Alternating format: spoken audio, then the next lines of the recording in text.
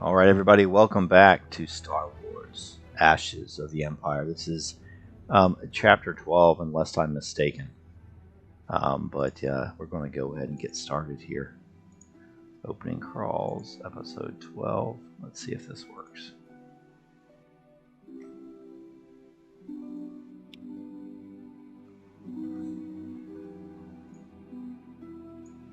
Launch. There we go.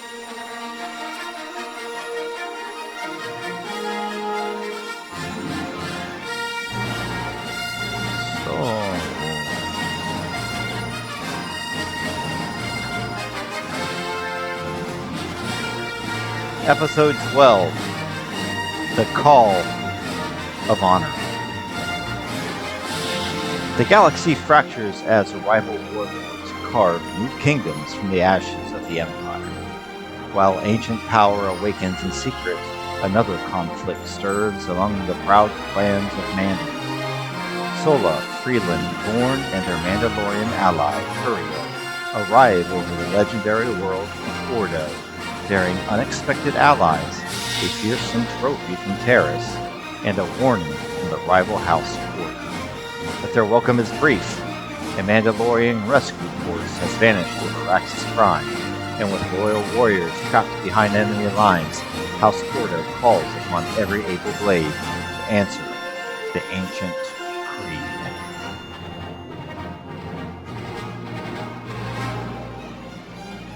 Alright, let's find a...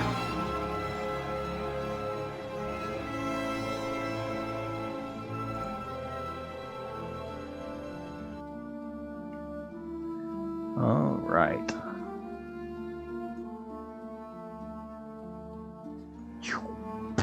Everybody see that?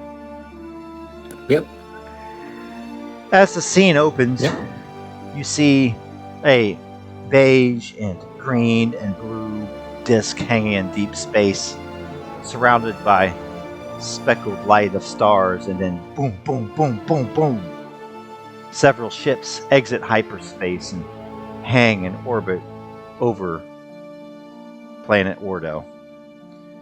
The camera veers into one of the cockpits where Freeland, Vaughn, and Sola have perhaps just arrived into the cockpit, and they look down at the disk hanging below in the void of space. Looking to their left and right, they see shuttles probably carrying other Mandalorian allies and perhaps even the Lasat refugees from Taris. I'll let you guys take it away.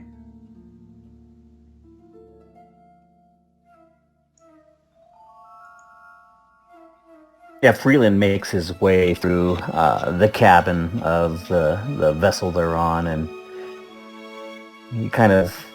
he's looking out different ports, and finally looks over at what I didn't quite imagine we'd ever be in this situation. You know, when you helped me back on Coruscant, I don't think you quite imagined we'd be stuck together this long either. Sula's kind of standing next to him, perhaps a few bandages wrapped around the multiple blaster shots he had taken in the fight with Clan Corda, protecting the Lasat, and kind of gingerly leans a forearm up against the bulkhead as he looks out. Well, we got you out of there. I knew we were heading out to the Outer Rim, but if you told me we'd be working with Mandalorians, well, that isn't exactly where I thought this was going, but Turio vouches for them. They seem to be honoring their end of the bargain, and we helped some people along the way, but I say we're right where we need to be. I think you're right. We're right where we need to be. I just don't know who drug who into this situation. And he just kind of smiles and looks out the port side there. Vaughn's been looking out the porthole, and he kind of looks back and says, "It's funny. There is some others I was traveling with a while back. They dropped off the radar, but when he said who drug who into it, was one of them, the most out of his depth man I've ever seen, bartender from Coruscant. I've never seen someone look so much like he was drug into something. Well," and he kind of smiles. He said, "Naive though, very naive views on the Empire, but well, guess we all have our own blind spots, right?" So how did you two meet anyway? Not been together that long? Well, it's kind of a funny story. Well, actually not funny at all. Freeland here was kind of a underworld fighter, kind of famous for the fighting he did, and sounds like he made a decision his superiors didn't agree with, and as someone who kind of worked security in that area, he had asked for my help, and it was kind of a flash and a blur after that, but we managed to get off world, and now we're here. Yeah, and Freeland is just nodding in agreement while Sola gives that explanation, and he turns to Vorn. Basically, I didn't want to take a fall for someone in the cage. And he holds his hands up and he makes a couple of fists and looks at them. Then he looks at Vorn.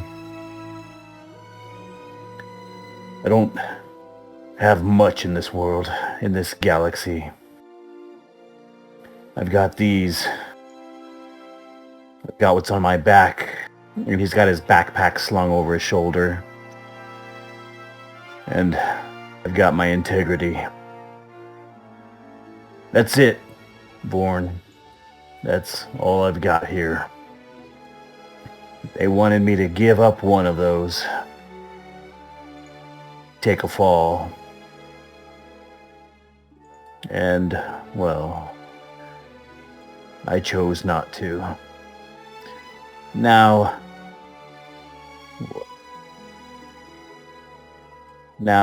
I've got some bad people after me."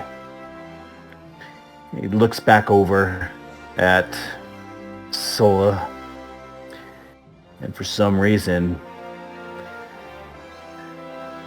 this guy has decided to help me along.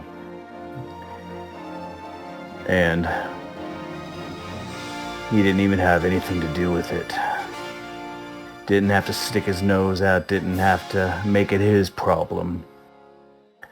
But he did. And now, and he looks out at the port again, at the world beyond. Now we are here with you. I put it the other way around. I'm here with you. I owe you a debt. And I'm gonna be with you until I can save your lives in return. Or until some pressing duty calls me away, but I will return until I've paid my debt. It's the way it works. I owe you. And I owe Sola. Looks like we all just... well, we all just kind of owe each other, I guess.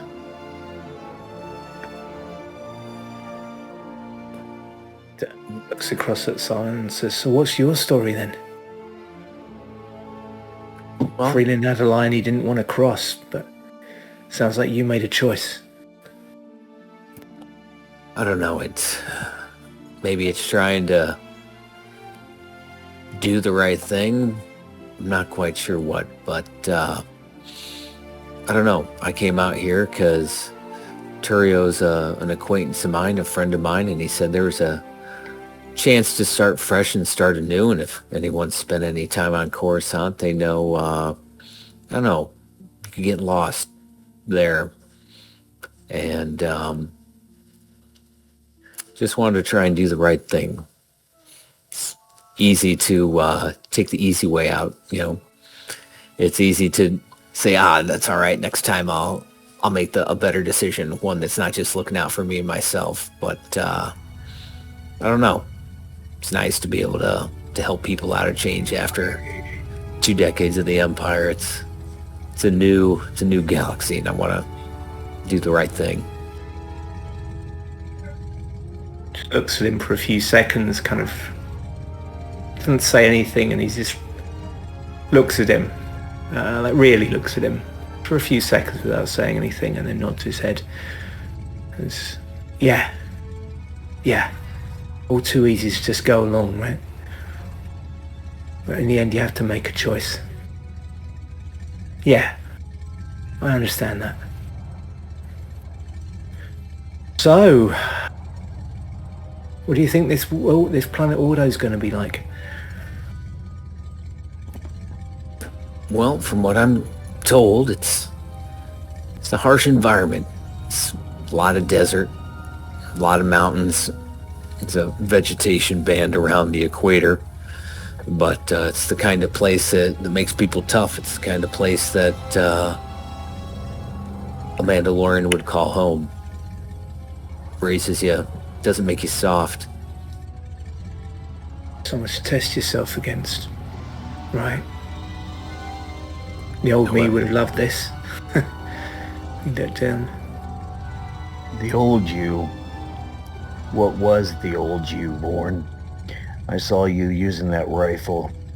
Looks like you used it with some skill. What did you used to do?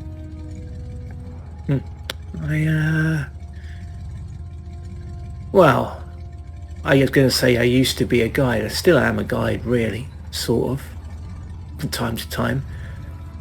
But I used to be a hunter as well. Galaxy's biggest game. If you had the credits, I'd take you there, help you find it, get you in the right place for the shot. If you weren't skilled enough to take it, that was on you. But the galaxy changed, the Empire changed it. They managed to sour everything. Managed to sour the job on me. Couldn't go back to it now. I don't think it was ever about the kill for me though. It was about the test. About understanding the creature. Following it, tracking it, getting in the right place. Kind of testing myself, Understanding the world it was on, the ways of it, how to get through the jungle to the place you needed to be, or across the desert, or through the caves, or whatever. Not fun, not scaring off or attracting the creature you wanted to find, and not getting killed by something else along the way. That was always the real thrill. Testing myself. So yeah, I get it. But when you say all that on me. When you say, testing yourself a couple of times, you can see in, Freeland's face, he's kind of nodding and understanding and agreement to the idea of having to test yourself.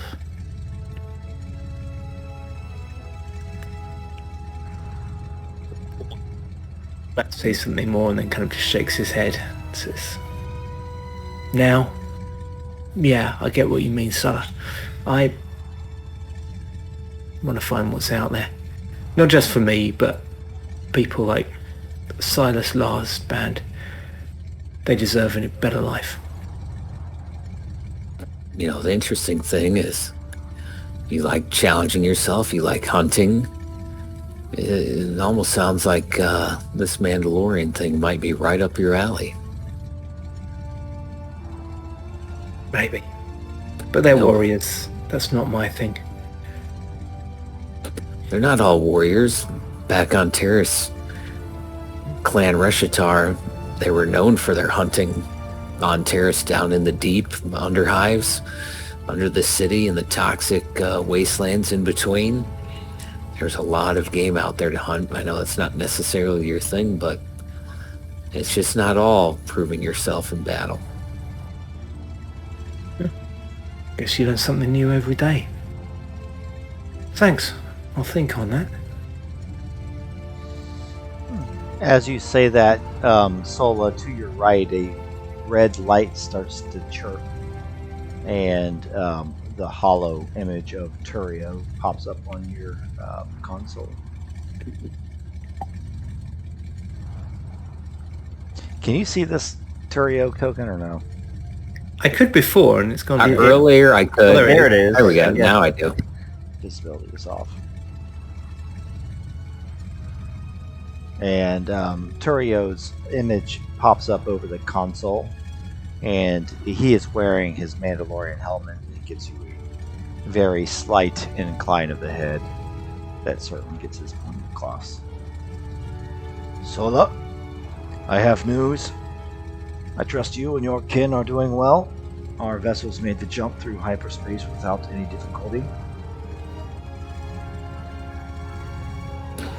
We are. We'll rest and relax. Rest, relaxation, and ready to go. Please let your new friend Vorn, know that Sen-Ka, the physician, was most appreciated on the medic ship. Some of the Lasat are not in the best condition, but they'll make it to Ordo, and they'll be able to contribute to our endeavors there.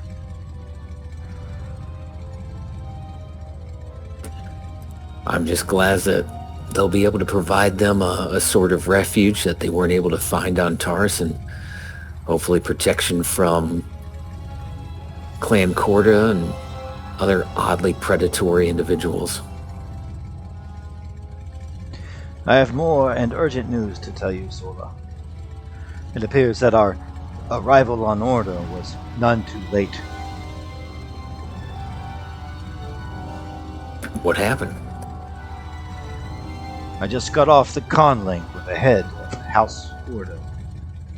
His name is Titus. He is a good man. He's brought this disparate band of warriors together, and, well, they've made something for themselves near the northern hemisphere of this planet. But unfortunately, a rescue mission recently has gone missing. I'm going to rendezvous with the heads of House Reshitar. I will give a report, as well as our visit from House Corda, and then rendezvous with you at Titus's. In the meantime, I asked for you to meet with him. Tell him about the Lasat. Tell him about the trophy that you have brought home from Taris. And if you offer aid, well, Titus is a man that respects loyalty, or so he said so far. I can only think that it can help your luck if you help him with any task that he may need. Understood. We will introduce them to our Lasat refugees and perhaps offer our trophy as a sign of respect and see in what way we can aid them. Very well. I'll report to House Reshitar and be in touch with you soon. Good luck. Turio, out. He hangs up the comm link.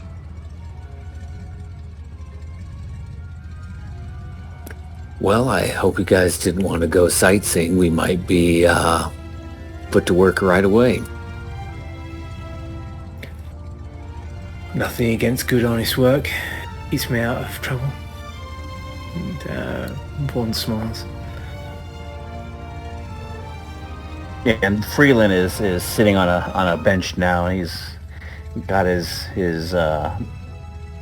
brass knuckles out, and he's kind of just wrapping them under some bandages and different things, just so they're basically hidden on his hand, on his fist. They're under bandages.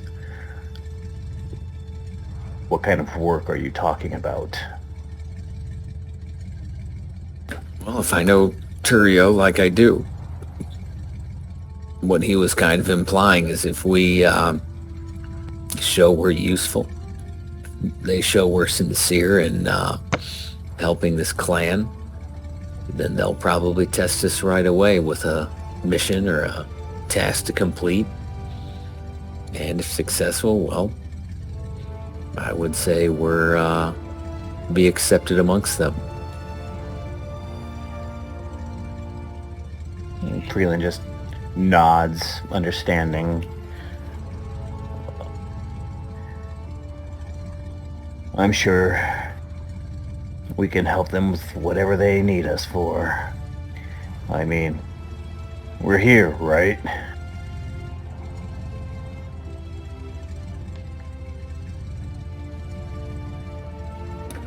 For now, at least.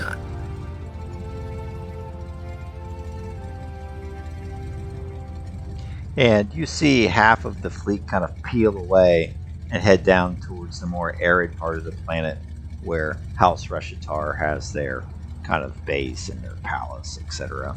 And your ships kind of veer off to the left down towards this more green area. And as the shuttles head into low orbit, you see the planet itself below you.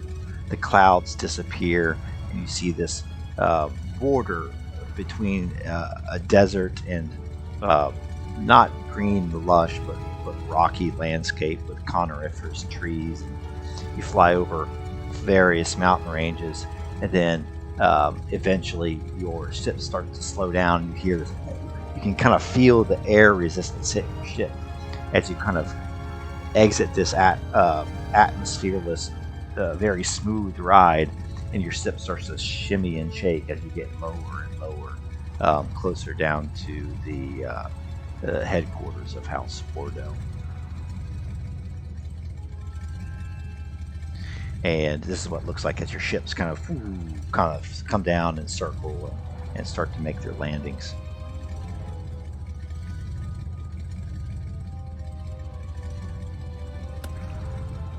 As it kind of descends, Sulla's impressed with both the location of it as a kind of a secure and protective defensive environment, and the fact that they managed to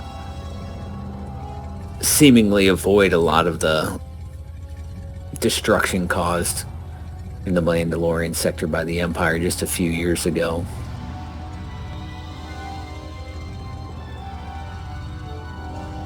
Vaughn is not really saying anything. We're just studying everything out of the windows they come in. He's kind of looking at the terrain, trying to work out what he can about the climate.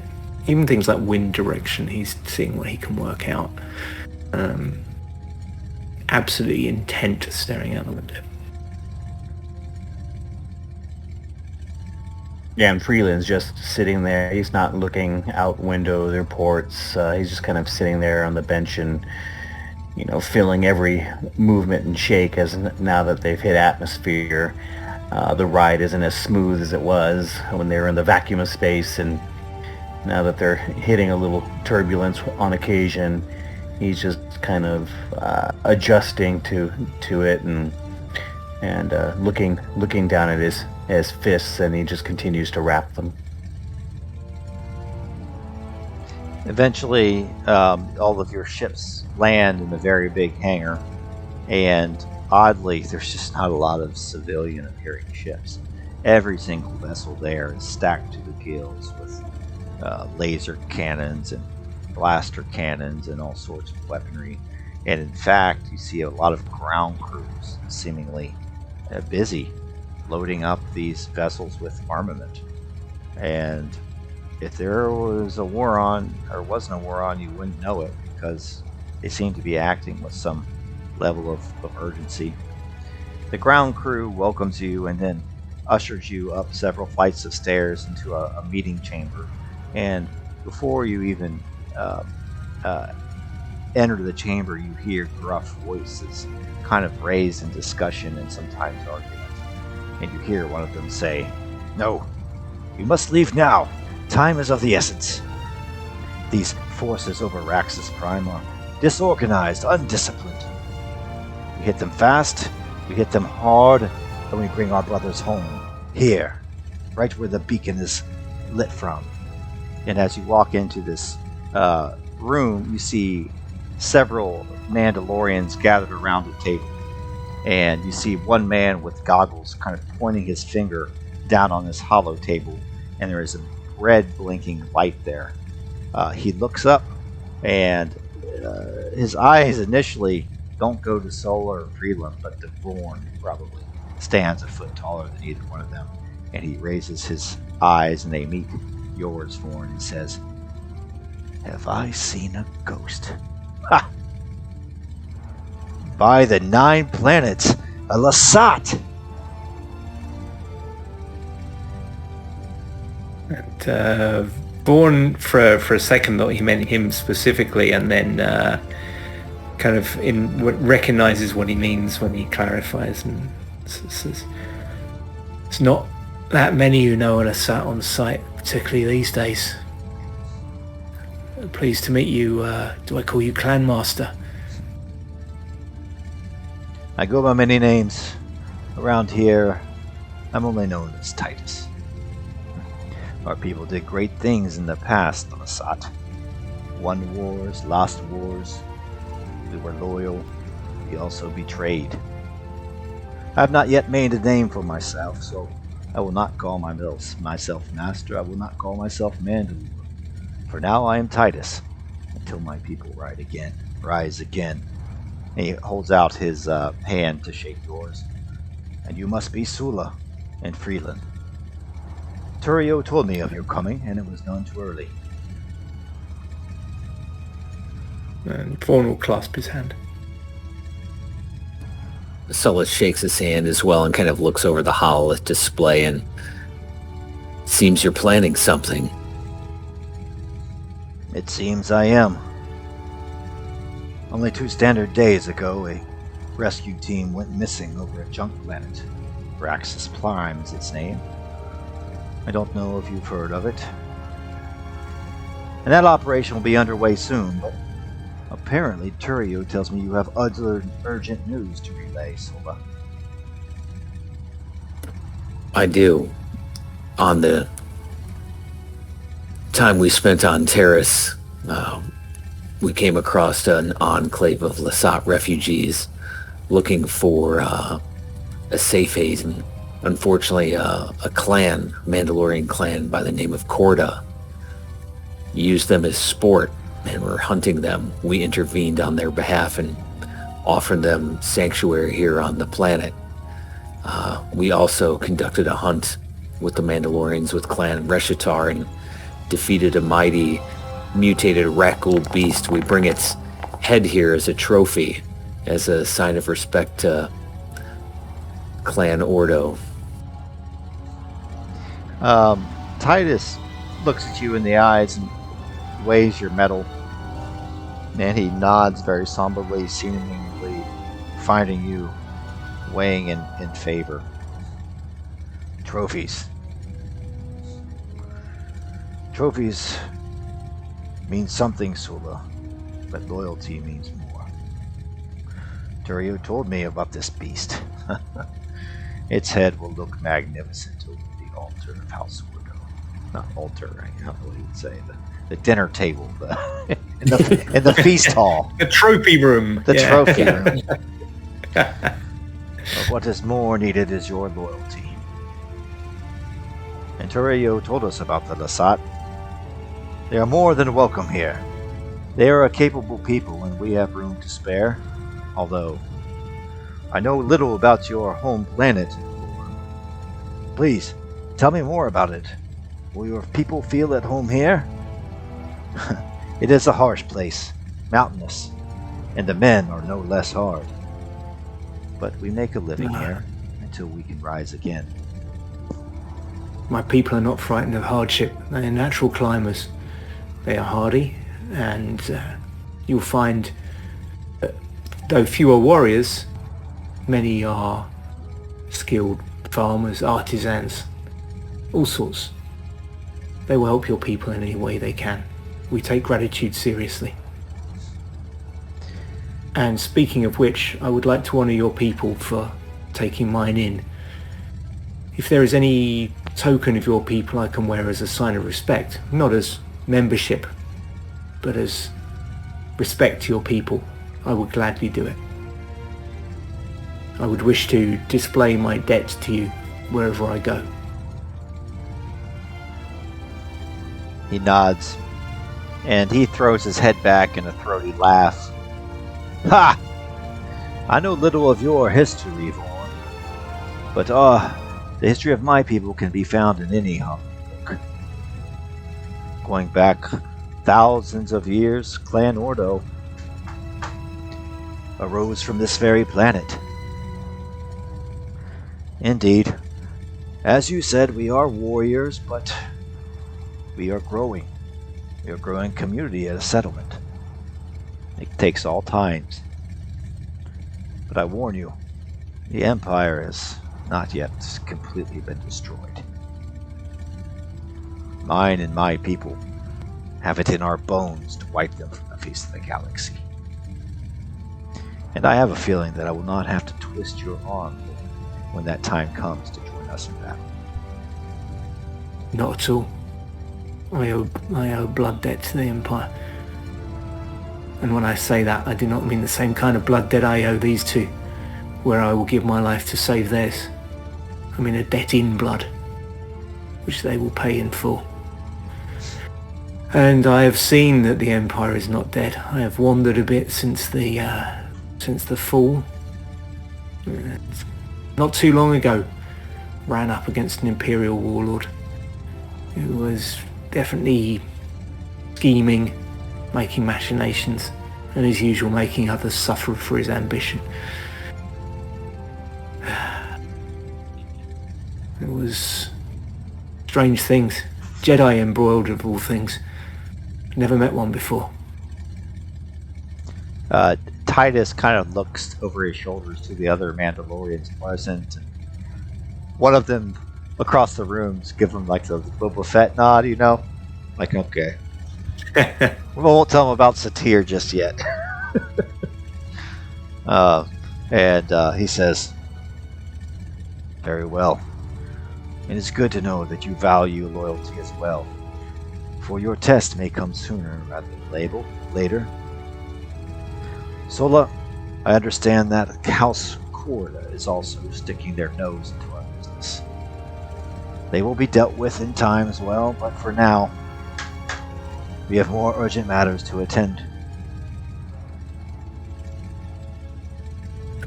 How can we assist?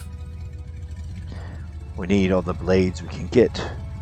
We need all the trained riflemen we can get. We leave in 2 standard hours. The fleet of House Ordo is not what it once was. Our clan can field some vessels, but if we put our might together with Raxus and Gorgon,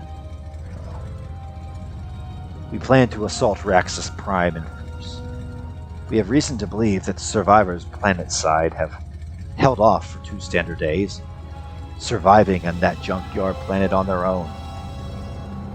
But most recently received broken transmissions. An assault is imminent. We must save them, Sula, or else they'll be sold into slavery. Rumors are that all manner of warlords have split the surface of Raxus Prime like so many jigsaw pieces. If we do not get to the planet soon, our brothers will be lost.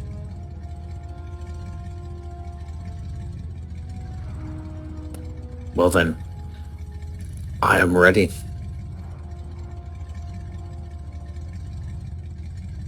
I'm sworn to accompany you, and even if I were not, I would gladly come with you on this mission. If I ever get Varric Corda in my sights ever again, there will be a blaster bolt through his head before he can even blink. He deserves 100 deaths for what he has done. Smile starts to show on Titus's face. You'll fit in just fine here, my friend. And this one, to my left. It's not often a Zabrak is seen here on the planet. Freeland has been looking down at the hollow table and just listening to everyone. He looks up from the hollow table and looks over at Titus.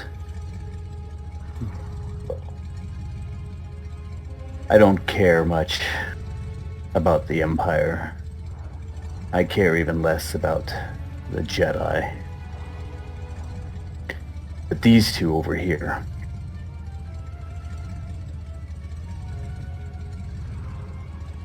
they've been solid and I owe a debt to them both. And if this is where they decide to be, well, then I'm going to stand at their side and fight along with them. That's what's led me here. It's pretty much the only thing that's led me here. But I'm happy to help. And he looks around and, sees the thin numbers and that he was referring to. And it looks like you could use the help. We could. And your aid is much appreciated. Anyone that goes into battle with a Mandalorian we count as our own kin. We would die for them if we fight for them.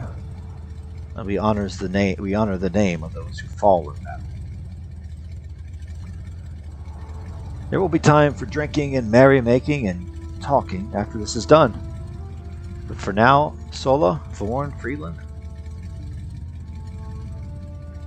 my War Masters will brief you and answer any questions you have. You might have noticed already, but we are already preparing to leave. Our ships are getting fueled, armaments being loaded. We leave in a standard hour. Join us in battle. And Titus kind of stands and heads out of the room. And he looks to one of his lieutenants. Make sure they're loaded in an assault shuttle. I will join them. Ha! We will rescue our friends together, Thorn, Sola, and Freeland. And he leaves.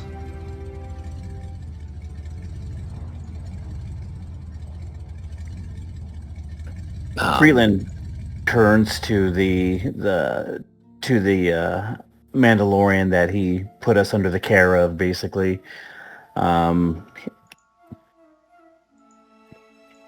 Your leader, Titus, said you were a weapons master. I've been looking for something special. Have you ever heard of sap gloves? I think a warrior society such as yours probably have. Yes, we use them in training, not in often, Freeland.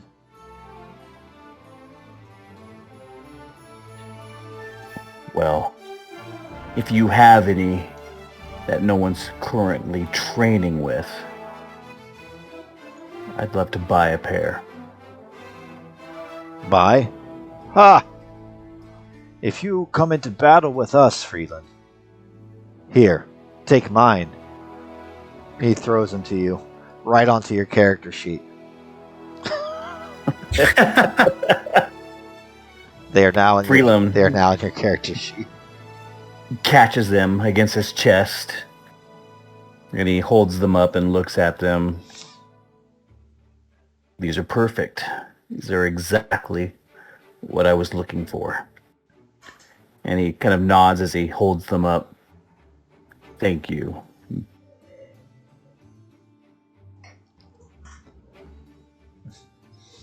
Yeah, he nods, and unless there's anything else, we'll kind of move it along. Ready to roll. Yep. Did they have any, as I say, some sort of token of their clan? Not anything that would mark me out as a member, but something. Ah, jeez, what a Mando! What would they have there? Walter Beck, what do you think? I'm trying to think of some token that they would have.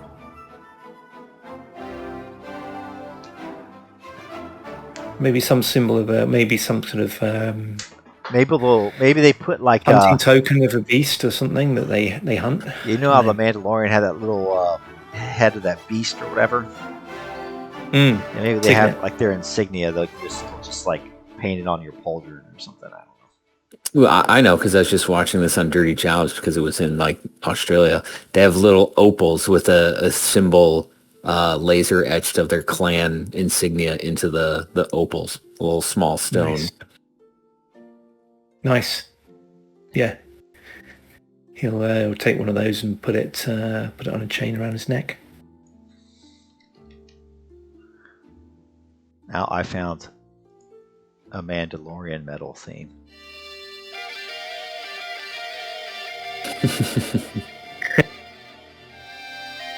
Give me your best Rambo montage of you guys getting ready to head off.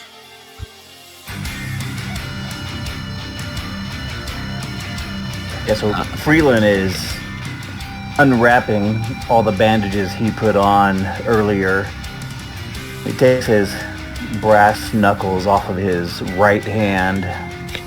He moves them over to his left hand and rewraps them and rewraps them and rewraps them and squeezes his fingers and fists a couple of times.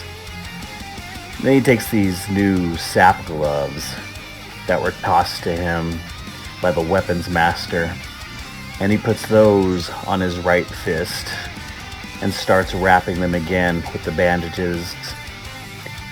And now he's got his brass knuckles on his left hand and his sap glove on the right hand, and he's holding them up and he's looking at them, and he pumps his fists out a couple of times and does a couple of air punches, testing them out.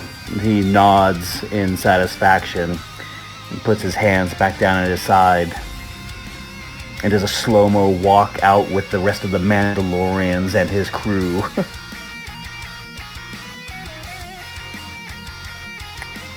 Sully, you see, he puts on his, kind of oversized military gray coat, pops the collar, and then you see him with the light repeater kind of hefted up like in Aliens when they get out the smart guns, and you hear like the charging of the power cell as it goes into the light repeater, and then he slings it over his shoulder and kind of joins Freeland in his walk down the hallway. Yeah, and for Vaughn, you see a kind of flashback of him kind of with all his kit laid out on a bench and just methodically checking it, kind of stripping and cleaning the weapons, everything there, and just putting everything back in a very set order, so he knows where to find everything. And then finally putting on some camouflage paint just to break up his outline. And then, you just see the final shot is of as the other two sort of join together and walking in slow motion in the corridor. He walks out of a side door and joins them, and the three walk off together. As he does that, Titus Ordo walks out, and he is in his full Mandalorian armor now. You can't see the goggles, you can't see his face. And he falls right in alongside of you and motions towards one of the assault shuttles. As you go ahead and step onto the shuttle, you can feel the Dura steel beneath your boots. It's kind of a open cockpit design, and I don't know the name of the model, but the wings kind of rotate and go vertical. It's very, very Mando, very aggressive shaped looking shuttle. And it's very clear that this team is going to be the one that's going to be going into the thick of it. And Ordo says to you, I hope that a lot of you don't scare easily. And I'm assuming you've been in skirmishes. He looks over to Freeland. From what I hear, the underlevels of Coruscant are not a friendly place. But neither is low orbit, with shrapnel, blasts, explosions. The sounds of dying men, the sounds of friends, meaning the end in a vacuum. Can I trust the three of you to hold the course? Dying in the instantaneous of the vacuum seems preferable to the gurgling sounds of blood pooling in someone's lungs after I've punched them too hard in the chest. If that's the way I go, well, that's the way I go. Titus laughs. This one says he is Just not is. afraid of death. He is either full of it, Sola, or he's a crazy man. I've seen him fight. I lean towards crazy. But I think we all know it's okay that everyone feels fear, but how you deal with that is what separates heroes from cowards. He nods. And there will be no room for cowards on this mission. And a first time for everything. This is my first time fighting against the Lasat. Or alongside the Lasat. I was about to say, oh, we do. and Vaughan nods and then quietly says, "It will be my honour. And you can rest assured I'll stay the course. I'm a guide. Staying the course is what we do." And there's a ghost of a smile.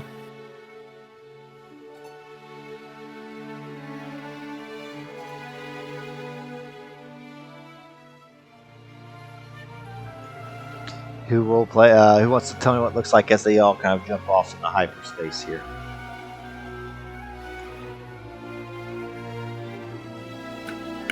A series of their fighter assault craft kind of take off into the air, escorted by maybe their Fang starfighters. And as they all kind of get into formation, they all kind of look at each other and nod, ready for what's on the other side of the hyperspace jump. And you see each one's power revs up, and the stars kind of go into lines, and they all jump into hyperspace.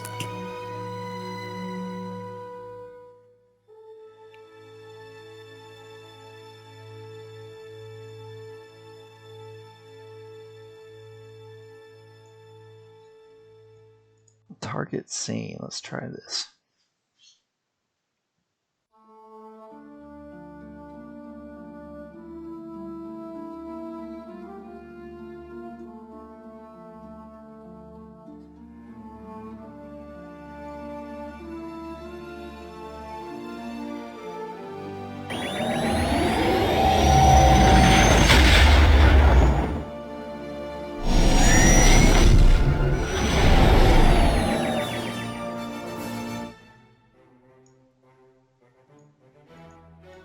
Damn, it's crowded. As you guys come out of hyperspace, it's just like boom, already in the thick of it. Like the assault has already started. Think about the beginning scenes of Revenge of the Sith. Your shuttle boom exits hyperspace, and then Titus immediately boom takes the thing into a 90 degrees nosedive towards the planet's surface, getting faster and faster and faster. Explosions on the left of you, on the right of you. It shakes the cockpit.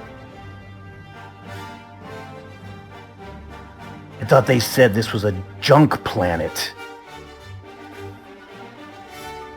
Titus is kind of holding the shuttle steady. They said a junk planet that's carved into a million pieces of feuding warlords. Some of them droids. And either one of them is apparently a really off-the-chain Jawa. Well, I've seen a lot of things in my life, but a Jawa gang leader, that's a new one. I don't know whether to be amused or terrified. Just hold tight, boys. The cruisers will give us covering fire. We're going to be planet-side in 5 minutes.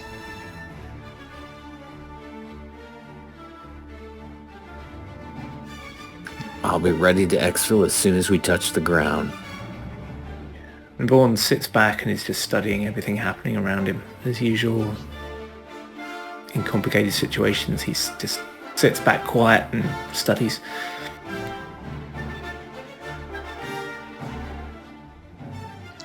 The ship descends closer and closer to the planet, and eventually the darkness of space goes away, and it's replaced by a brown sky, a dirty brown sky the color of a muddy river. And below you, you can see the terrain. Are those forests? Are those mountains? No, it's just like hills, valleys of just refuse, junk. Almost all of it metallic. You see the hulks of star destroyers below you. You see AT-ATs just in ruins. You see this every single imaginable piece of Star Wars refuse below you. And that's when Sola says, "He's up ahead! 20 kilometers, 15 kilometers." And then you can hear the weapon system being activated, and Titus starts to strafe the ground. As you look out underneath you, you see like dozens of droids kind of converging on this one point. And you see at this one point, there's probably the stranded Mandalorians kind of shooting out from a central area. And you hear as Titus just strafes the ground. And he says, "Clear a landing area! The 3 of you! Clear a landing area!" And so there's dust just goes up in a plume as the shuttle descends, and you see off to your left, about 100 yards away, this crashed Mandalorian ship that's on fire, and it's under assault, and you guys need to clear a landing area. Now, the 3 of you, I want you guys each to give me gunnery or just your weapon skill, and it's going to be hard. And I'll let that kind of influence how much resistance you guys want to get on the ground. So you're fine with ranged heavy or gunnery? Mm-hmm. No difficulty, just the roll? It's a hard, so 3 per. Okay. I go with the ranged heavy then.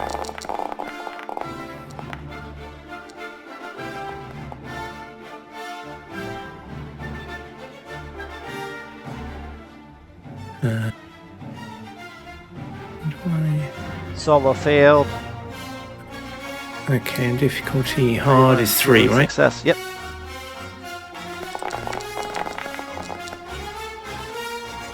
Succeed, so 2, 3, 4. Okay. One extra.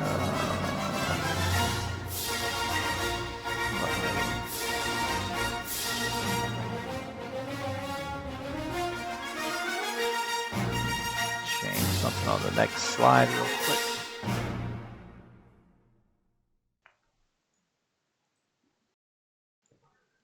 Copy, paste. There we go. All right. Yeah. Tell me what it looks like as with your repeating blaster, Sola. You maybe pin down a few, but you're not able to connect with any of these droids. And as you get closer and closer, that is what you see. It's just waves of droids, slaver droids, kind of closing in on this Mandalorian down gunship. You miss, but yeah. Thorn and Freeland take out 1 squad each. Just tell me what that looks like. As they're going down, much like in, oh gosh, what is it? He's got the monkey in freaking Rogue One. He's got like the light repeater hanging out, bathing, and he's just like, "Yeah, get some," like going off. And it's very impressive, and it's blown up chunks of dirt and metal and everything. But, you realize he's actually not hitting anything as he's shooting out the side as it banks, and they slowly approach the ground, getting ready to get out.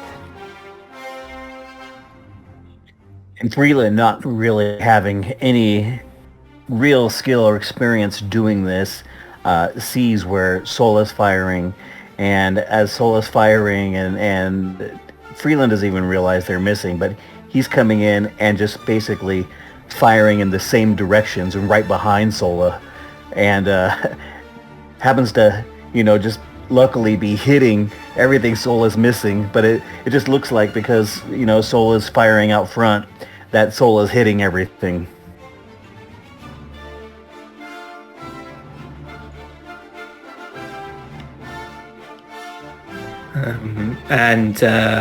Vaughn is trying to take shots, but things are a little chaotic. There's too much movement. He's having to duck too frequently to really make a huge impact. But, he manages to force a few of the enemy to keep their heads down, but he's not really getting the kills. But you did. Oh, I suppose I did. Yeah. Okay, sorry. I thought I was saying it was you that did. Okay, so he will. Yeah, he will have. Eventually, he just gets a little bit of breathing space. He finds himself a better vantage point where he's better situated. And one squad of the enemy, he picks off the leader, and then while they're disoriented, he manages to find a fuel canister near them and detonates it. A well-placed shot. Boom! It explodes, and as you land, you see just parts of droids being flown in the air.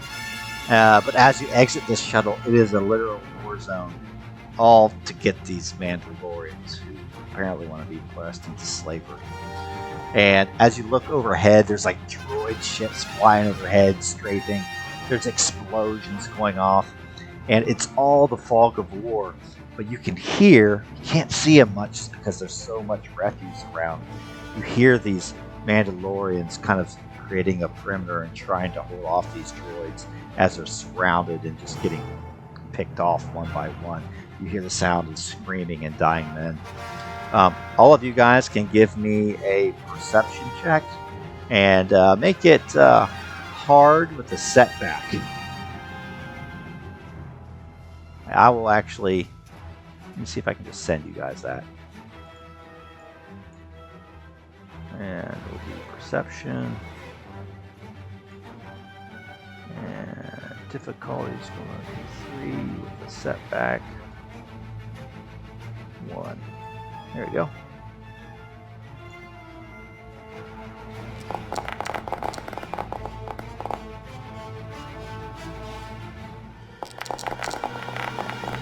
Damn, I felt hard. It's not allowing me to roll. I can't press anything.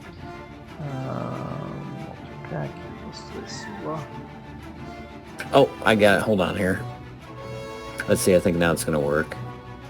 There we go.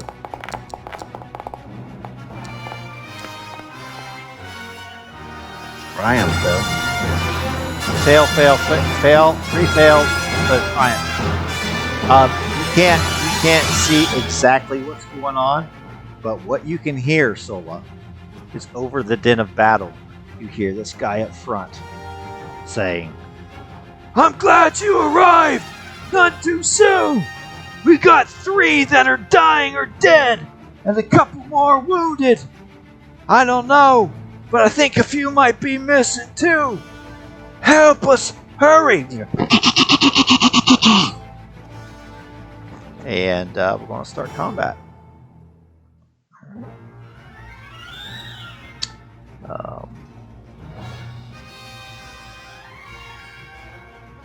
He will be the representative of the Mandalorians. That will be them. And I'm going to... Oh my gosh, I think we got it right with NPCs and PCs this time.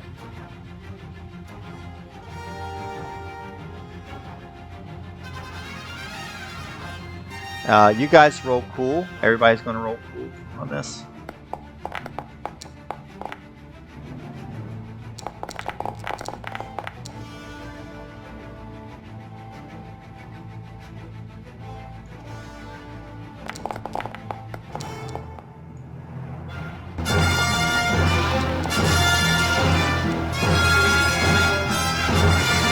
Except I accidentally just rolled the check rather than...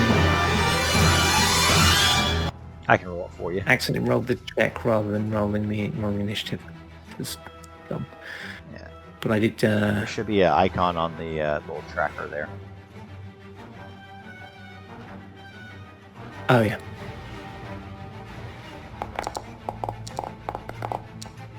Oh, that's rolled that wrong. That's rolled 2 green. I should have a green and a yellow. Oh, you probably had cool. You probably had vigilance check instead of cool. Oh, yeah, probably. So I didn't realize there was a thing for that. You want to roll it again? So I should have been. Yeah. Let's do that. No, there's no option to that. Could you just change me to 1-1, which is what I got the first time? Yep. Thank you. Let's see here. It's 1.1. There we go. All right. Is this location okay for you guys to kind of start things? If you look at ranges, that will give you a kind of an idea of where you should go. Now, as far as movement, since this is a combat encounter that's going to be movement and saving people rather than probably killing everyone. So, just kind of narratively tell me what you want to do. Well, we're going to begin the encounter. But the cool thing about this encounter is at the beginning of every round there is a battlefield event that happens. So let me roll my macro here. 1. Strafing run. I just mentioned this. Each PC, it's all of you, makes an average athletics, coordination, perception, or vigilance check. Upgrade the difficulty once, so it's going to be 1 purple, 1 red. If you fail, suffer 1d10 wounds minus soak as you guys are straight. So each of you, average, so 1 purple, 1 red, athletics, coordination, perception, or vigilance.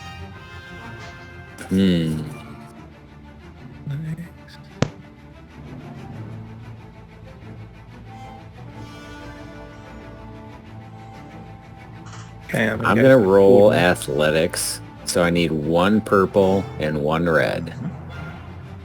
Yeah. Nice. I'm going for coordination.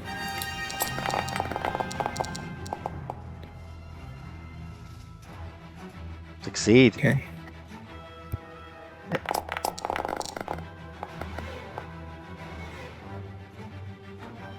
Failed. Hey, you want to give yourself a boost and see if you fail, because maybe he could pass on that boost to you. Those 3 advantages. Oh, nice. Yeah. Freeland. Oh, yeah. Nope. Phew.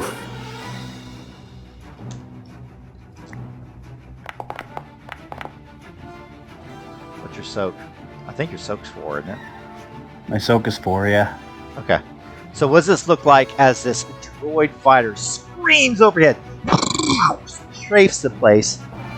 2 of you get out of the way. Titus gets out of the way. Freeland doesn't. He gets blown sky high in the air, but somehow comes down and just bruised up a little bit. Yeah, Freeland lands on the ground and he just kind of coughs a little bit and shakes his head and stands back up and starts heading back in the same direction as the others.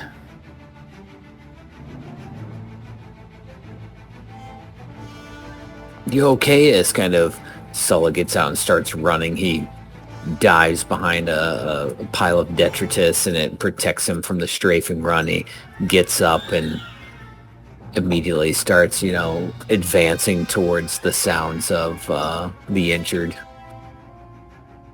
And Freeland yells back, "Yeah, I'm fine. I think I have some new holes in my pack, though, that he has slung over his shoulder." All right, who wants to go first?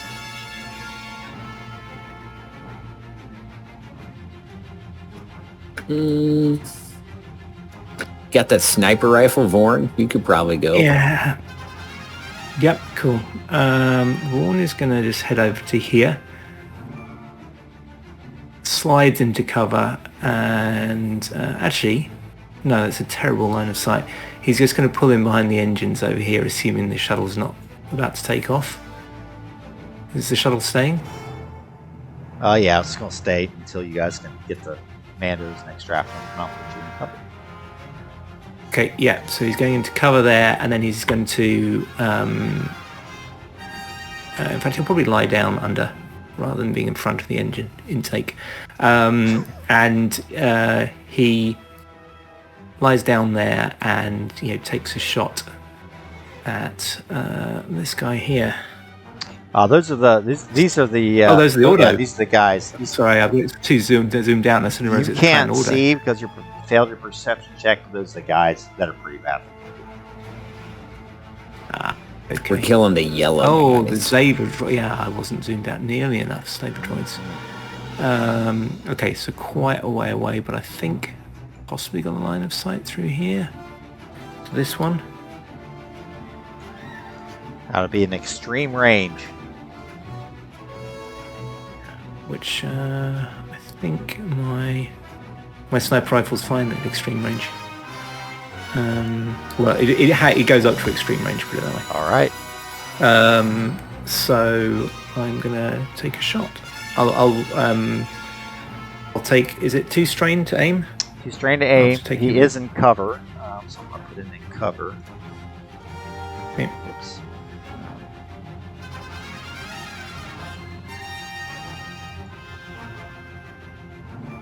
So that's what a. Let's check here. So I've got I've got the boost from aiming. I'll take a setback from him being in cover, and then I just roll. That's right. What's the difficulty? 3. I think 4 for extreme. Okay, 4. Oh, actually, I've got 2 boosts. That's right. 1 from the rifle, I think, because it's got the sights, and then 1 from this. Okay. Boom. Oof. Boom. Oh, I did get it. Crit 3, advantage And a crit. 3. Yeah. So Okay. let's see here. So 4 damage. Oh, he's going to take 8. I've got 8 Pierce wounds. 1. Okay, he's going to take 9 wounds then. Boom. Hard hit. Okay, so he hits him and staggers him, and I'm going to pass an advantage to the next 2, I think. So with 2 advantages, I think I can choose who I... So, what have I got here? Oh, negate target's defensive bonuses until next round. So yeah, I've knocked him out. I knock him out of cover. He is knocked out of Effectively. cover. You also So get spend all a my story free on that. point Oh, nice. for that discouraging wound. So he is knocked out of Excellent. cover, very hurt, and you hear him going, requesting backup, requesting backup. Potential slaves are resisting. And I'm going to have you claim that slot. Oh yeah, sorry, I forgot to do that. Claim slot and then end turn. There And we next friendly is up. Sola is going to kind of look to Freeland as Vorin kind of gets into a sniper position, and he has a general idea of where he's following the voices, but he's just got his blaster at the low ready. He's like, on me! And he starts running towards the down ship, so trying to figure out how many spaces I can move for a double moving twice. So you're going to be able to get to about here. For 1 move or 2 moves? 2 moves. 2 moves, yeah, gets you to the end of medium range.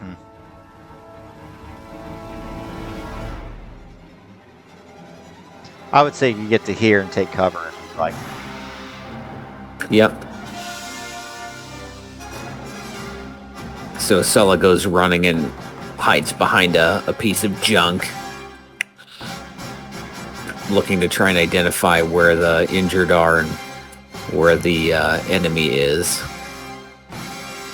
all right. Next turn. Yeah, and seeing, Sola take off, Freeland sticks with him and runs right behind, and also runs in the same direction and takes cover behind some junk alongside Sola.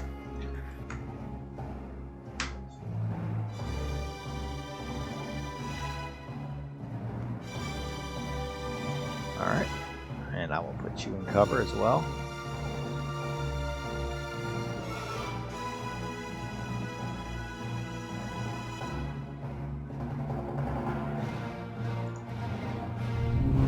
Next friendly slot. I think Titus is going to come up with y'all.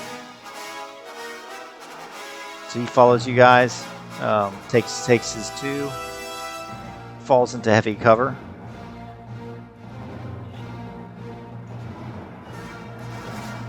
First enemy's up. The first enemy is going to be this slaver droid that was hit, and he's going to attack this gentleman who's slotted in.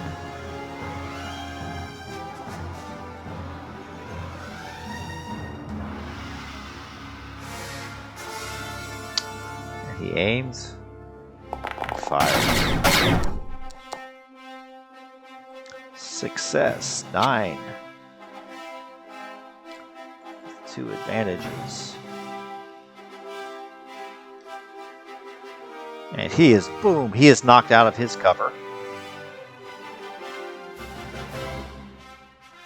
Still fighting, but he's going to have to make a retreat now.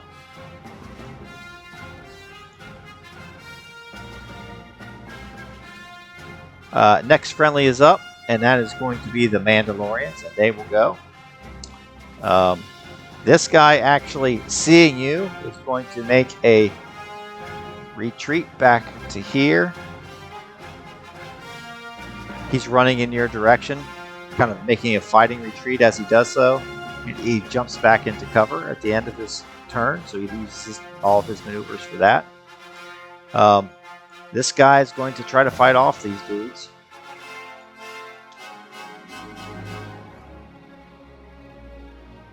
He's going to fire. And he's going to aim.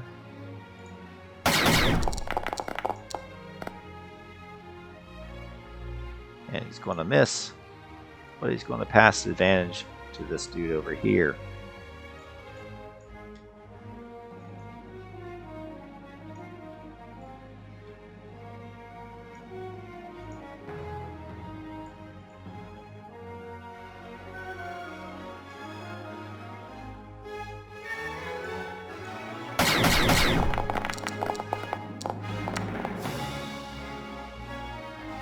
A miss.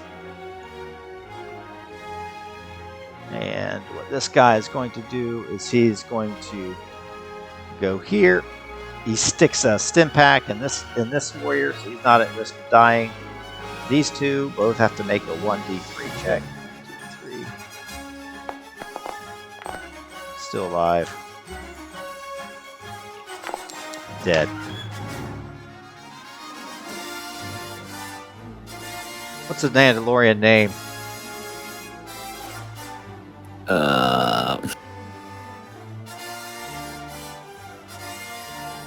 Anyhow, his friends being like, "Come on, man, just wake up! Our help is here! Help is here! Let's go!" He tries to get him up to move and just realizes that he's no longer breathing. Damn it! And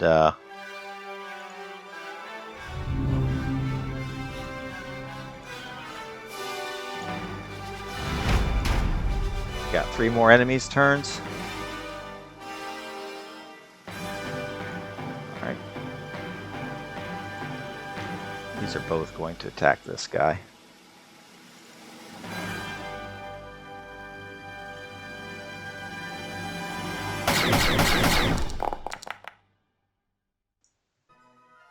Ooh. 11.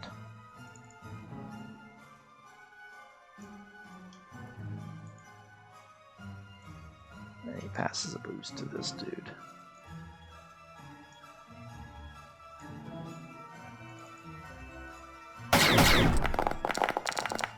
Ooh. Dead. These Mandalorians are getting mowed down right in front of your eyes.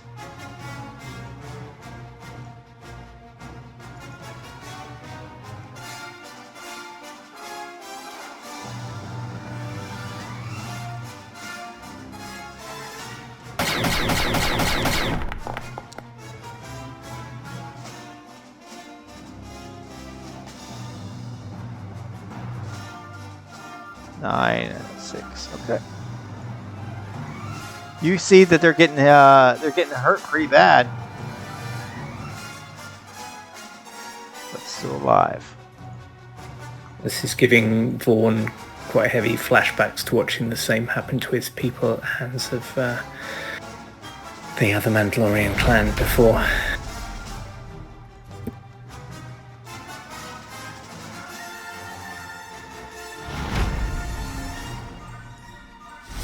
Next round.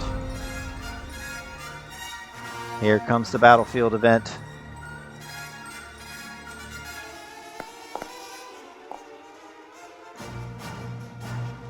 What's that one say? Ambush. Ambush, no! Hidden enemies burst from piles of scrap at point blank range. NPCs make hard vigilance or perception check. Then you, for a failure, roll 1 in 3 chance that an enemy appears at short range. If successful, it immediately attacks with 1 difficulty upgrade and enters initiative directly before that PC. So all 3 of you guys, I want you to make a hard... All 3 or target? It's all 3 of you. It's all of you guys. Oh. That's just a mistake. Oh, okay. Okay. Yep. So hard vigilance or perception. Going on perception. Hey. Vaughn calls out where like more droids are heading and just like points his rifle narratively in that direction. Takes a few of them out. Doesn't get ambushed.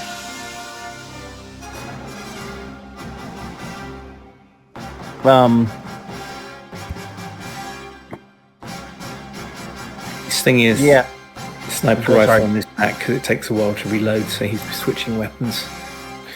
Yeah, sorry, carry on.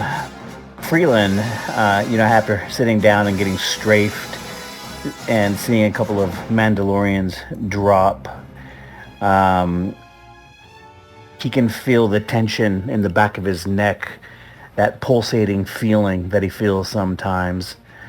That's keeping him more focused than he usually is, feeling the battle kind of undulate around him.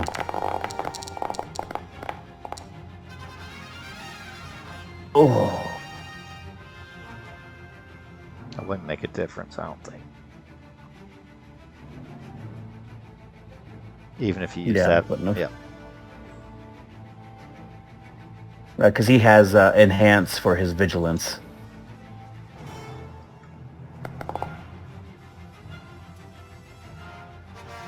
No bad luck, though. One doesn't pop up right next to you. Sola. Alrighty, let's see here. So can I see the downed guys around the crash ship yet? I think you can now that you're closer. Now that he's closer, he's going to... Let's see here. The red band is long range, and anything past that's extreme, is that correct? Yes, sir. Alright, so I'm going to move. I'm going to do 2 moves, and then I'll spend, 3 strain to get a extra, to do my action, like 2 maneuvers for moving, and then 1 for shooting, is correct? Yep. Yeah, so you still just spend 2 strain. So I think that, is that about 2 maneuvers right there? Mm-hmm. Alright, so we'll add 2 strain. And that guy right here is just in range. And he's not in any cover anymore, if you remember. Yep. So... I don't know why I have 2 black dice. Yeah, it's because he was in cover. I took it away. All right, down to 0 and roll.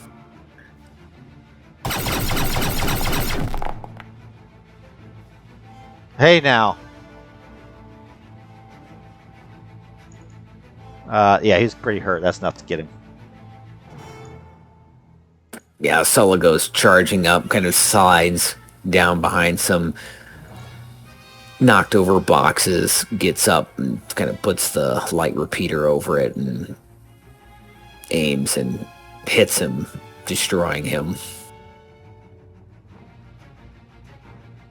You roll your vigilance. Oh, me? I need to roll vigilance? Okay, sorry. Everybody's got to roll it. My bad. All right, let me do that real quick. And you said hard 3 yeah, purple? Vigilance or perception, yep.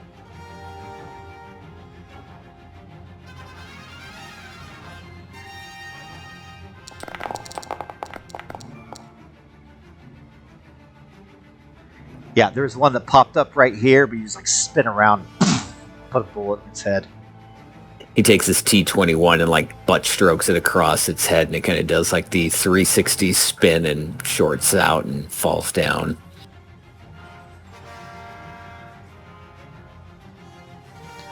All right, Freeland, Vorn hasn't done his. He had to go AFK, didn't he? Yeah, but he did his. He passed. Yep. Okay. All right. You guys want to go on? You make your actions, your real actions. Yeah, I mean, I'll go next. Sola just took his action, right? Mm-hmm. Yep.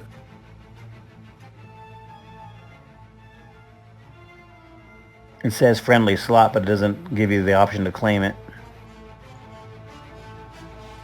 Yes, we clicked on your token. I did it for you.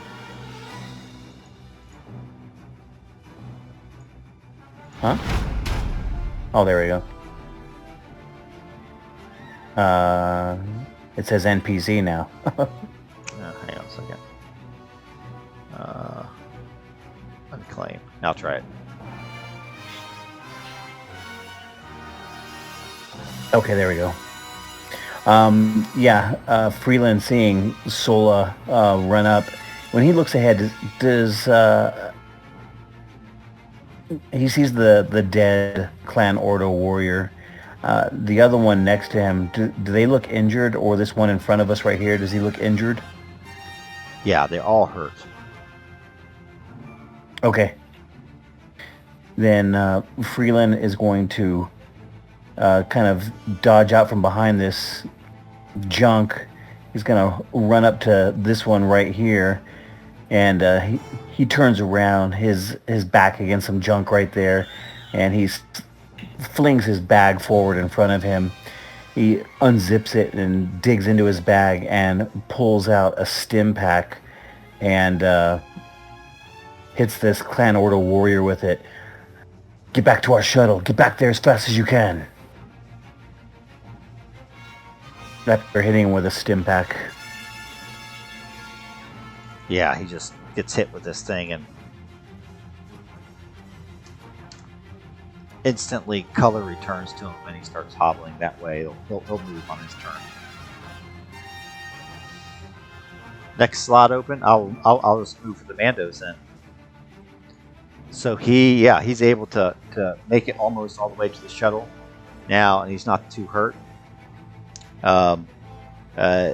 These guys in the front line though, man, he's dead. This one's gonna fire.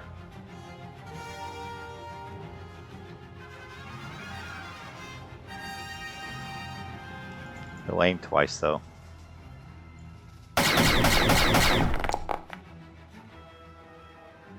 Hits for 8. Jesus. Everyone's getting hit.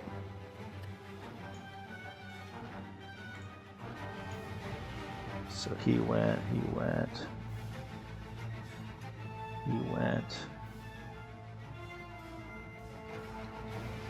This guy's gonna move.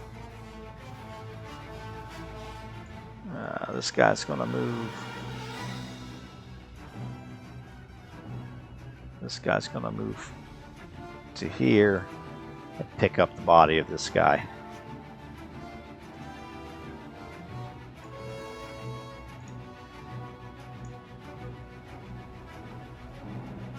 Next friendly is up, and I think that would be Wand. You guys want to take a quick break while he's AFK? No, I'm back. Oh, you're back. Born's turn. Right. So,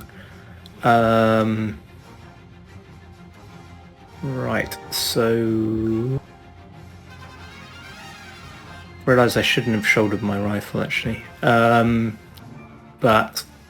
can I make it to here? To the junk pile near Titus?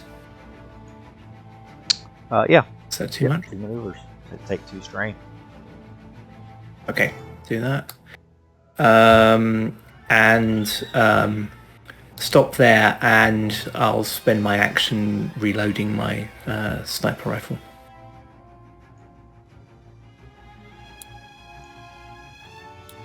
Try and get myself slowly into range to use the modular rifle.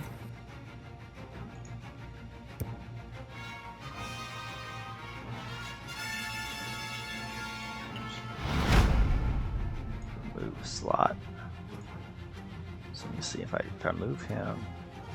Yes. Okay. So it takes it away.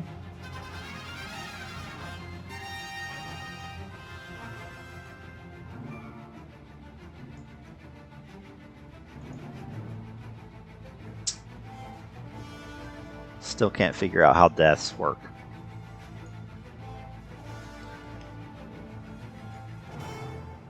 How deaths? Well, work? when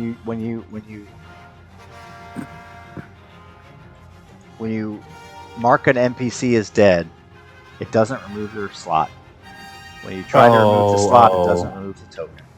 So I still don't. I don't know how that works still, because one of the droids is dead, and there's 4 slots left. And if I hit remove participant, it says that slot must be claimed to remove the combatant. Remove initiative slot. Oh, there we go. Now, you guys have all gone. I guess Titus hasn't gone. So, that's what he'll do. He will take 1 maneuver to move here. And Titus will take... Can he take strain? No, he can't take strain. He's going to attack.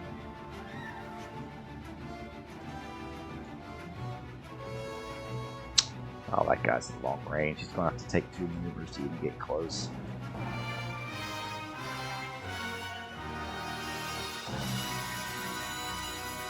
I'll move up to here.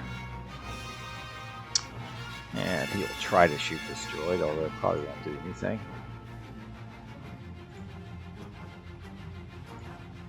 And it's going to be long range.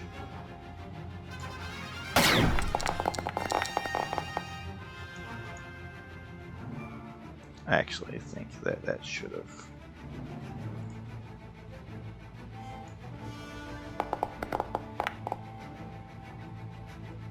Just nothing. Okay, it does succeed. So 8 with 1 advantage. So 4, so it's going to be 8.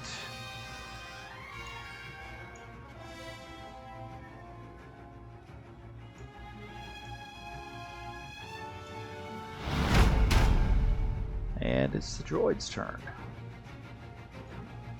Alright, this one will shoot.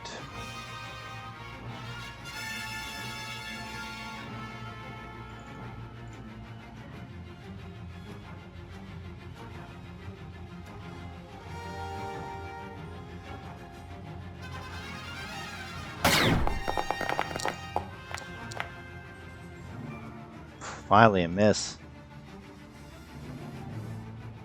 Nobody's around. 1 maneuver. 2 maneuvers to get closer, but he can't do anything. Yeah, these 2 droids just move in closer so they can actually get a shot next round. And that's it. Round 3. If you don't mind... Oh, we got to do that. That's right. Back in greater numbers. Enemy signals multiply across the tactical display. Reinforcements are inbound.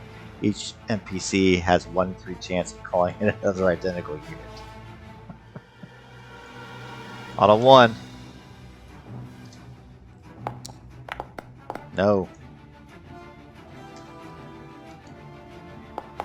No. No. Yeah. I hate droids. I hate droids so much. You guys are up again. You guys are up again. I want to try auto fire on these 2 close slaver droid units. Oh, if yeah. you don't mind. They're not in cover either now. Correct. So I'm gonna see if I can figure this out here. Oh, let me claim slot.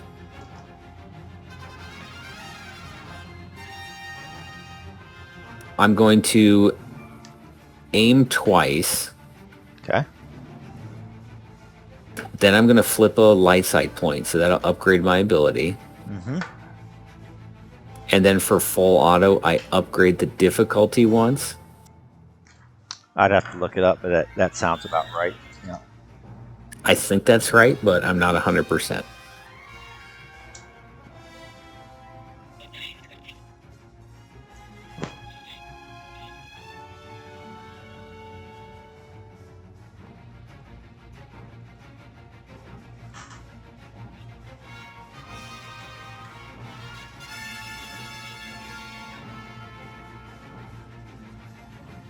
Make that roll.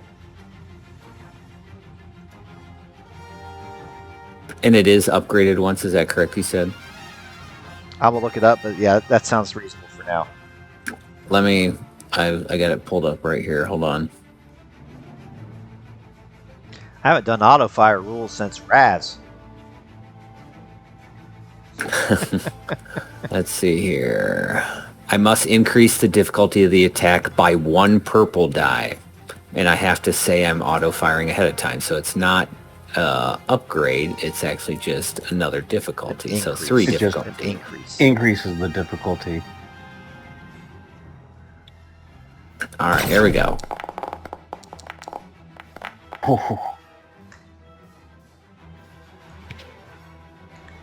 And Well, you can spread that. I between can't two do it. people. You have to I get can't advantage. because I need 2 advantages to activate auto-fire. So Or kill one of them. I still do 16 damage. Which one? The one I had targeted, Slaver Droid, the closest one. The one on the south side of the 2. -4. Oh, it's not enough to kill it. 4 soak. Well, I'll hand my 1 advantage of blue off to whoever acts next. So 16 minus... Oh, it has Pierce 1 though, right? Yes. So it's 13. Oh, it's almost dead. Think Terminator with all the parts hanging off of it. It doesn't know when to die because it has no soul. He just kind of puts a blast right through it and it blows off. Maybe it has some unnecessary parts and it's got a huge smoking hole with the glowing red around it, but it hasn't fallen. Next is up. Okay, I'll take this one.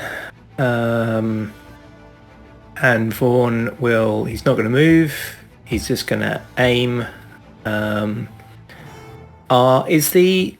So this one, I guess, is critically damaged. The one on the left Is this one that damaged? That one's hurt. Oh, this one's okay. I'll try and finish that one off then. And what's the range on this? It's going to be Long. hard. Yep. So hard. Okay. And I'm aiming, so I'm going to get another boost. Okay. You have 3 more light sides, remember? I'm going to stick with that for the moment, I think, because it's already damaged. Yep, that kills it. What's that look like? Nice. So yeah, it's kind of reeling back and Sully yells out at it, and Vaughn hears that pivots. He's resting his rifle on a piece of junk here. Slowly exhales and just puts a blaster bolt straight through its head. It looks like after you delete the token, then you can delete the slot. You have to delete the token. You can't just mark it dead. Okay. I'll claim that for Vaughn. Oh yeah, sorry, I keep forgetting to do that. Next good guy's up. In turn. Yeah, Freeland kind of startles for just a second as that shot comes from behind him. And he sees that droid getting taken out, and he is going to use 2 maneuvers to run up, and he sees these guys here, and he's going to run up as far as he can and give them a push back towards the shuttle.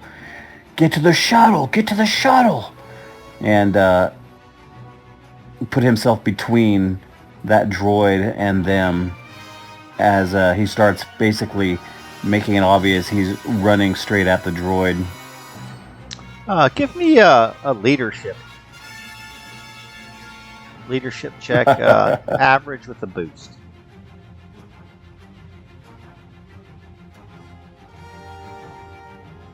He is just an angry...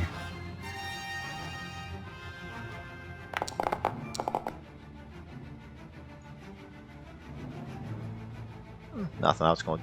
and a threat. Who are you again? I was going to give him a free maneuver, but they look at you and they're like, who's this weirdo? He's going to get himself shot. Anything else? No.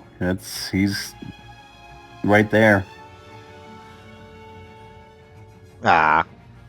You, Zabrak, you'll make a good slave as well. I hate droids. I fucking hate droids so much in this.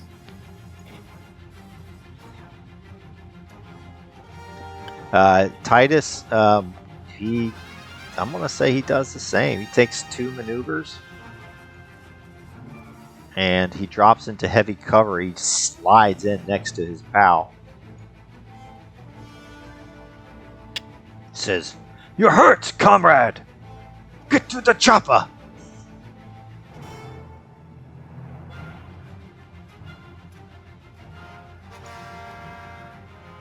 And it's the Mandalorian's turn.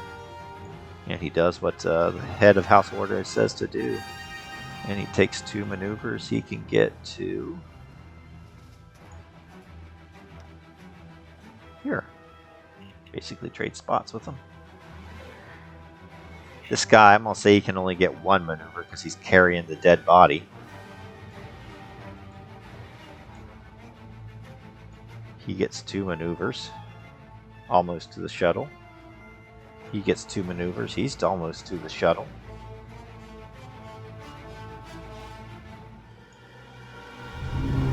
And now it's just the 2 droids. And he looks at Freeland. He aims and shoots at Freeland. You will make an adequate slave.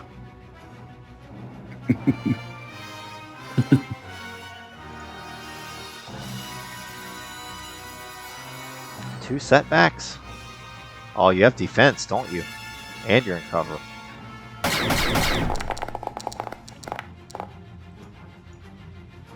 Ah, this droid is a bad shot, but he passes the boost die. They're linked. Their targeting computers are linked, and he gets a boost. And he shoots at Titus. Foolish Mandalorian.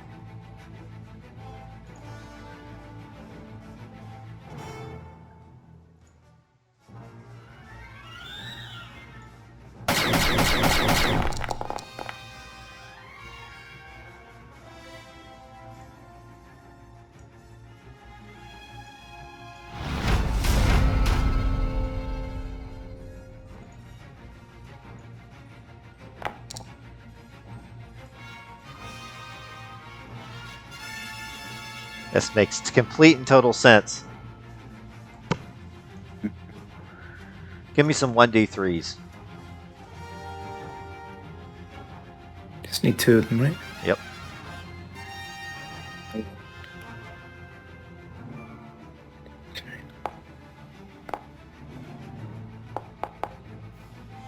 Nope. Nice. I like how the D3s are D6s on dice, so nice.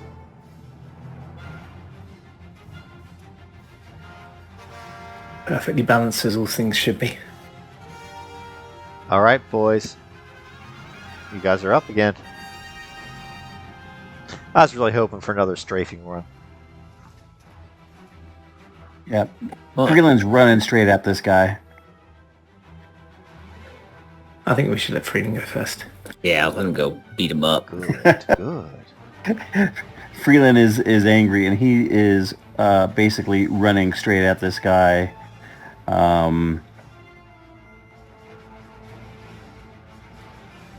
And he, kind of jumps over a pile of junk and runs straight at him after he was taking shots at him with his fist raised and just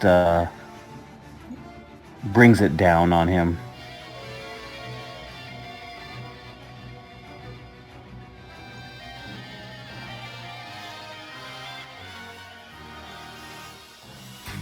And with his anger, he's going to... he doesn't have to flip it because he has enhance his... He has enhanced his brawl attack, so he feels that pulsating energy in the back of his head again as his anger focuses on this droid, and he brings it down on top of him.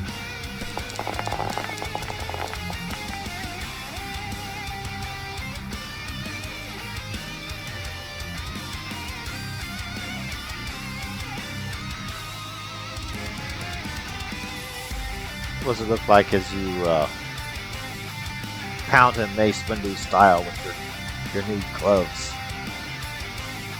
Yeah, he's basically right on top of him, trying to hover over him as much as he can, and he's just bringing his fists down. He knows he's hitting metal. He knows it's not doing much, especially compared to the shots that the other guys are taking, but his anger is just getting the best of him. He's having memories of Bloodhound and the fight to get off Coruscant, and he's just letting it build up inside of him, and he's just punching and punching and punching. Not dead, but hurt. Do you want to use that dark side point? Yes. Alright, flip the light. That's just a conflict for you. And he'll take another point of damage.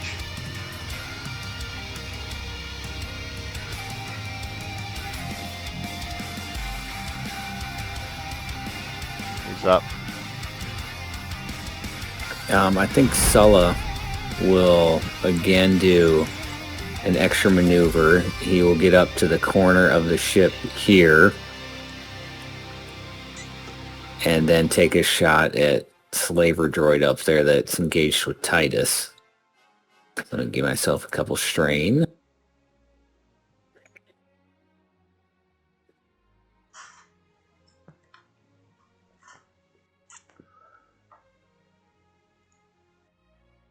And that one is in cover, correct? Yeah, he is. All right, so that's the two black. Yep.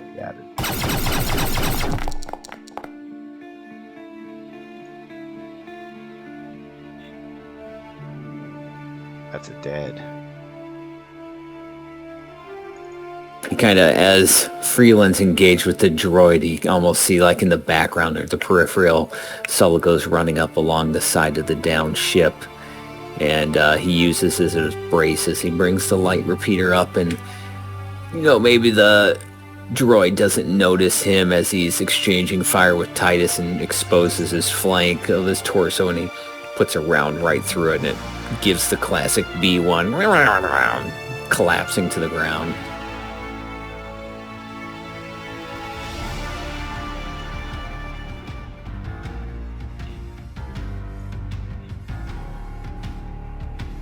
Is there any downed Mandalorians or bodies we need to retrieve? No. Just the ones that are well, yeah, there are some up here, yes. Okay. So I guess you only have one more, and you can grab them. Yeah. All right. One more spot to claim.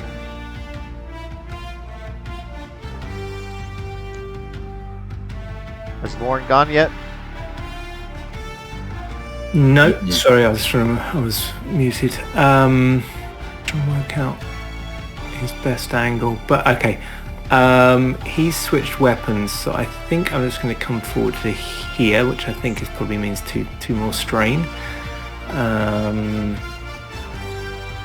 me add that, and then I'm just going to take a shot with my modular rifle. I'm hoping from here I've got a shot.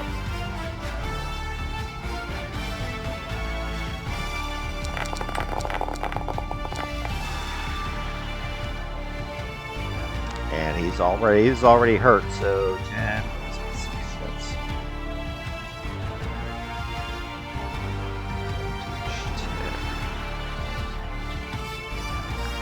that's enough to kill him. Nice. So yeah, Vaughn kind of leans out to the right of this wreckage. And as it goes reeling back from Freeland, he puts a blaster shot through its torso. Freeland spins around to see where that shot came from and sees you standing there with your rifle. And he looks at you, and he looks angry. His brow is furrowed, and he nods and turns back around to the droid and kicks it.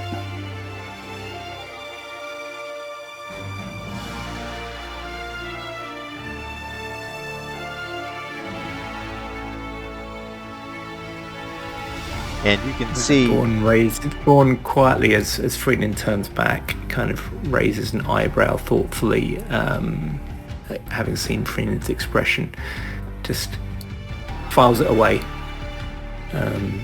And then scans the battlefield for any more enemies, and not seeing any, he sort of puts his weapon up and heads over to see the others.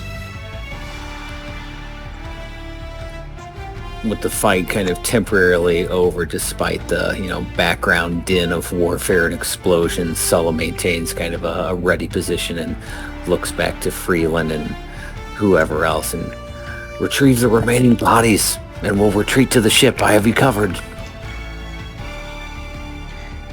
Titus kind of swings around to his right, helps you with the bodies, and helps kind of head back to the shuttle.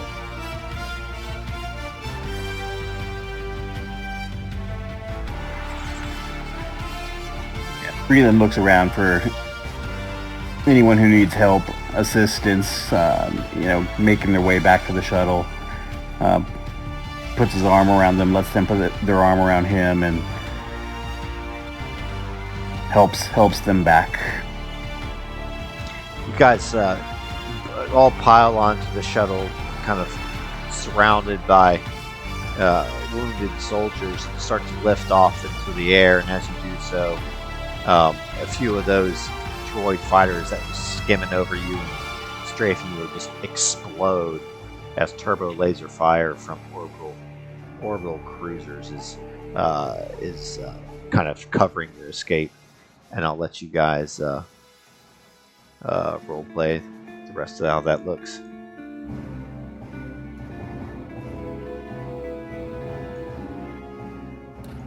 As they ascend into the low orbit and the turbulence kind of gets a little bit less as gravity and whatnot reduce, he kind of leans his head back against the bulkhead and closes his eyes and exhales as the adrenaline is slowly leaving his system, satisfied that a mission accomplished and retrieve the downed Mandalorians, he opens his eyes and looks to Freeland and gives him a nod, and to Vorn as well, before turning to Titus and the other Mandalorians, and kind of a small smile on his face as they're slowly escaping under the cover of their light capital ships. Freeland nods back abruptly, kind of curtly even, and keeps his head down, looks down at the deck. His fists are together, and he's just kind of gripping one fist with the other hand and gritting his teeth. And he's just feeling the anger inside of him, this misplaced anger that he doesn't know what to do with, and he's just letting it kind of just stew over him as he sits there, just mad at everything around him and the situations he keeps finding himself in, and especially a newfound hate for droids that he can't explain. He cannot stand the things.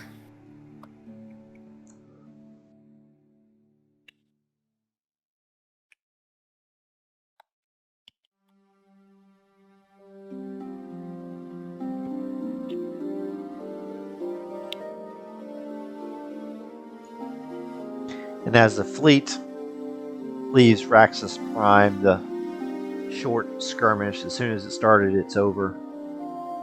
And as soon as that happens, you are back at Planet Ordo. There's the dead, there's the dying for sure, but there's also the rescued warriors. And they tell you tales about how not all of them made it, about how some of the droids made off with a few of their brothers. So, though the mission was a success, there are those that remain on the planet in the clutches of particularly cruel slavers. And otherwise, we'll end it there, unless anybody has anything else to add. I was muted before. I was just going to say that in the back of the shuttle, Vaughn returns Summer's nod, but most of his quiet attention is just studying Freeland. He doesn't say anything. He just watches, taking in Freeland's struggle to master this powerful anger.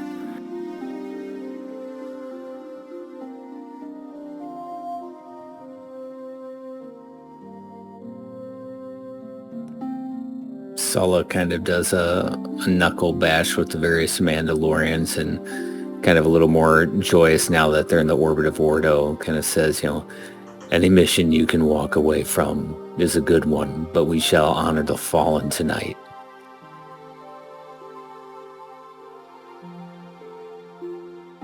And Freeland looks up at that, and it's the first time he looks less angry.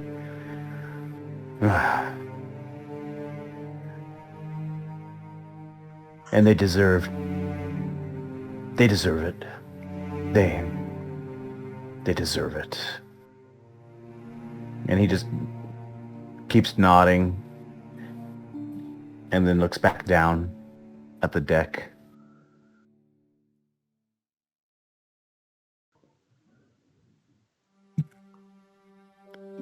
And Vaughn doesn't take part in the celebrations. He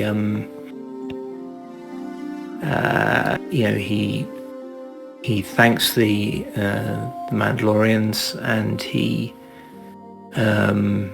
tells Titus he's proud to be carrying the symbol of Clan Ordo and to honor them that way.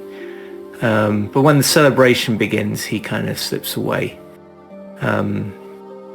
Seeing the Mandalorians dying at the hands of the droids, reminded him that, not only of what he saw of his people being killed at the hands of Clan Corda, but also that even their protectors, strong as they are not invulnerable.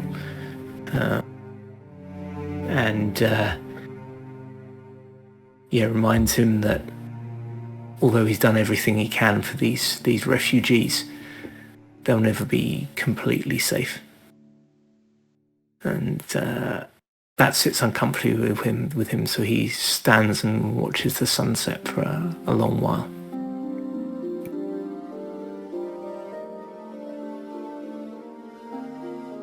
I don't think we'll top that, so we'll call it a night there, I think.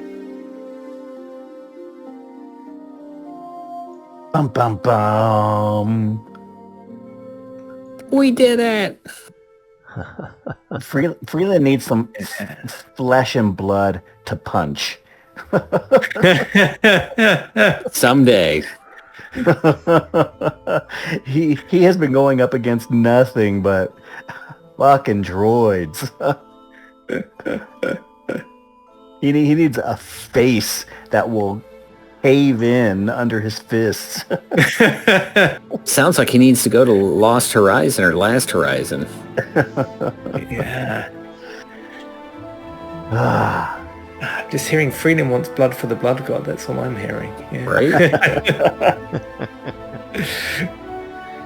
Oh my god. Is that Shlaneshki? Awesome. That's corn, but